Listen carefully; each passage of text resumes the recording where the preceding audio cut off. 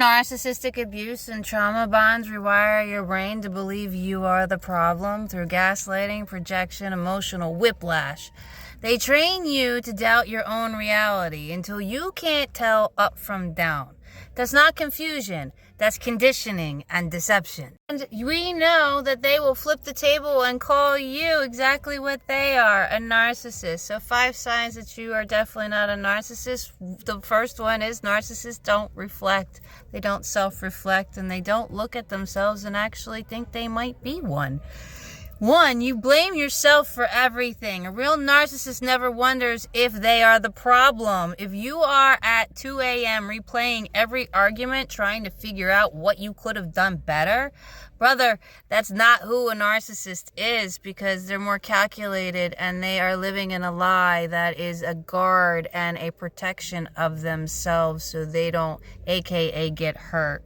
But they're living in misery, which is ironic in itself. 2, you apologize just to keep the peace because you're walking on eggshells and you don't want to make anyone feel bad. That's not your goal. Your goal is love and contentment, but it's not the reciprocated way. Not because you're wrong, but because you're exhausted. Narcissists don't apologize. They demand it. And the eggshells. If you're walking on eggshells, if you're constantly monitoring your tone, your words, your breathing, just to avoid setting them off, that's not control, that's survival.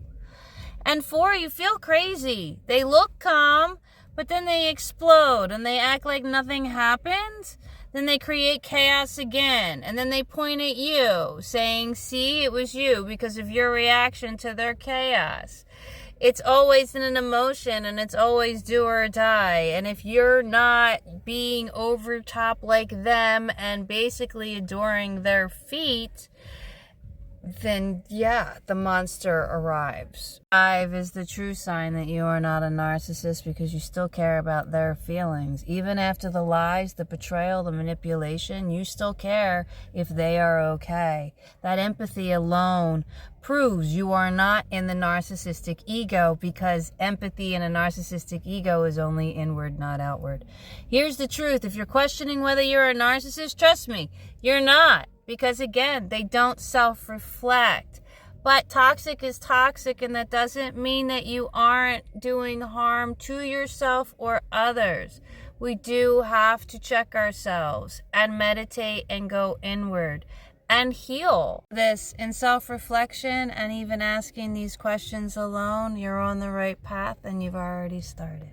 I want to point out that labels are boxes and are conditioning us to think a certain way and how to label things. Like narcissism's demonic, but it's not.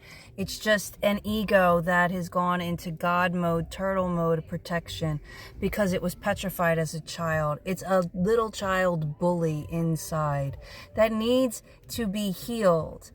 When we call people that or whatever, it is to help somewhat learn the lesson, but we are not the labels that are given. They are just directions, acronyms, and puzzles to solve. Before there was ever any labels, the trauma always existed until it became a niche or a thing.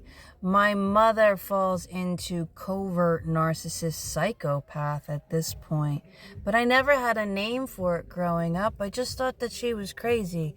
I also thought that she was quite mean and just a miserable woman, and I never understood why, but now I do.